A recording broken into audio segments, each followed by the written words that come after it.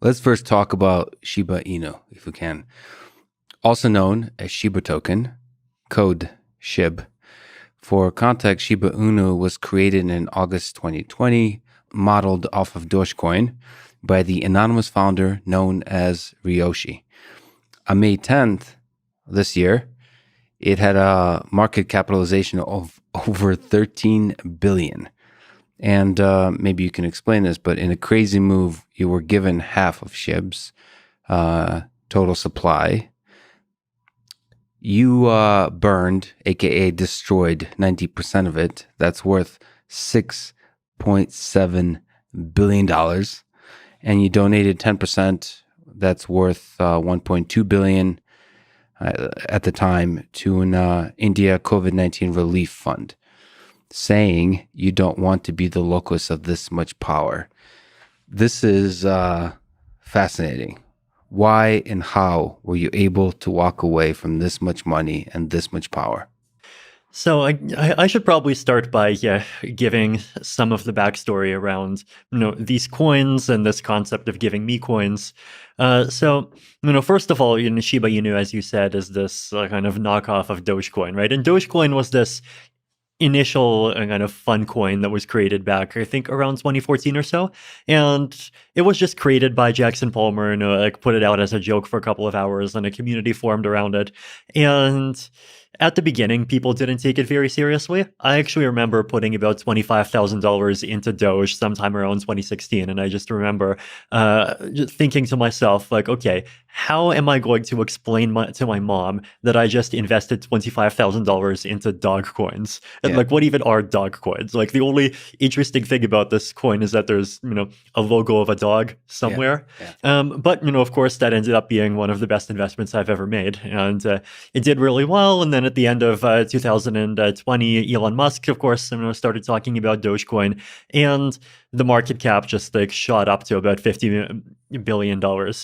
Actually, and it shot up multiple times, right? Like, the first time it went up from about 0.8 cents to about 7 cents. And this just happened all in one day. And I remember this was when I was still in Singapore in the middle of COVID, and I saw that the price just went up by 1,000%, and I was like, oh my God, my Doge is worth a lot. And so I immediately called up some of my friends and told them to drop everything and scramble. And I sold half the Doge, and I got $4.3 million, donated the proceeds to give directly.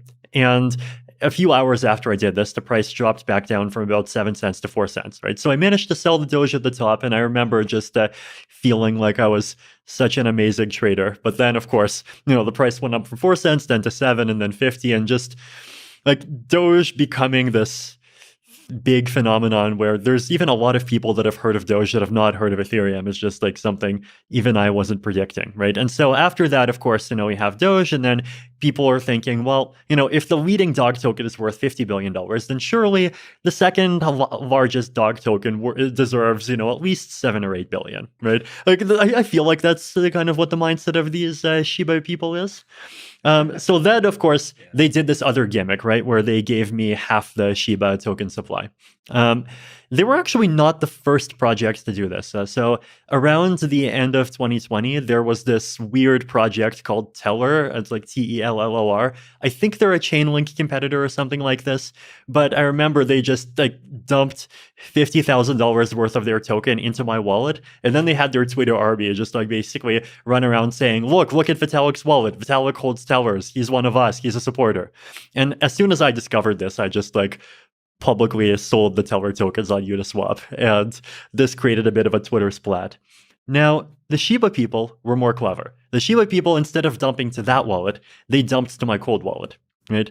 So in cryptocurrency, right, there's this concept of cold wallets and hot wallets. Basically, the thing that actually owns your money is this 80-digit number called a private key, right? And a hot wallet is when that private key is just stored in memory on your computer, on your phone, really easy to access. Cold wallet means it's either written down on a piece of paper, or it's on a computer that's just never accessed the internet, right? So cold is very inconvenient, but cold is also much more secure, right? Because even if that computer has some viruses on it, it's air gapped. It's not actually going to be able to upload it. So this cold wallet, and like all the money's out of the cold wallet, so it's safe for me to talk about my setup now, right? But it was a laptop that was sitting in Canada, and I also had 2 pieces of paper where I wrote down 2 numbers on those 2 pieces of paper. One was with me, one was in Canada, and if you add those 2 numbers together, you get the private key. So because of COVID travel restrictions, and this is this cold wallets in Canada, like it's very difficult for me to actually access it, right? And I'm not sure if they knew this. Maybe they just got lucky. But like basically, they sent a lot of these dog tokens into this wallet where it was very difficult for me to access it. But then I saw these dog tokens, I saw more and more people talking about them, and then at some point I realized that like, hey, these things are worth billions of dollars, and like, there's lots of really good things that you could do with that amount of money, and it would actually be a waste to just like see it go. So I made the decision that like I would actually power through and figure out how to like safely like basically get my private key. I actually had to call up my family, tell them to read out their number off of their piece of paper. I entered that into a fresh laptop that I bought from Target. Then I put in my other number on my piece of paper, added the 2 numbers together on the computer. There's the key. And at the same time, like just scrambled for 2 days, setting up a new wallet where I could move my ETH to safely, like getting people to be multi-sig partners, just like doing all sorts of like stuff that 10 years ago you would expect to just be part of a cyberpunk science fiction novel, but now it's all real. So you're doing this all by yourself, essentially. Most of it by myself. So you have to keep it secret, right? And I needed my family to actually like go and read the number on their piece of paper, and then I in my new multi-sig wallet, like there's other people that are signatories, but I'm obviously not going to reveal any details beyond that.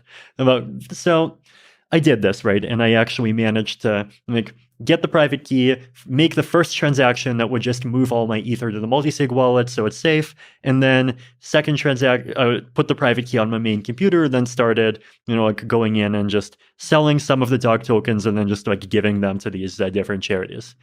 Now, at the time, I actually did not even like have any idea of how much you would be able to get, right? Because like on paper, the dog tokens are $7 billion, but like in reality, it's a very illiquid market. Are you going to crash it by after you sell 1 million worth? Are you going to crash it after 10 million? Are you going might you actually be able to get like an entire 200 million? I had no idea. So I definitely was just of the mindset like, okay, I'll sell a bit, maybe get some ETH, and then, donated some ETH to give well, donated some to other groups, and then, okay, have some dog tokens. Like, I don't have an easy ability to sell more myself, but then I'll just like give them to these groups and like, hopefully they'll do good things with them. It was actually, I actually donated 20% and dumped 80%. Okay. Yeah, so the COVID India group got one batch, and then there's another group that got another batch. And I don't want to say who they are because I think they want to announce themselves at some point. Sure. Yeah, but it's, you can see the fact that these transactions were made on the blockchain. But no, it was just very interesting and unexpected, and just an insanely crazy situation.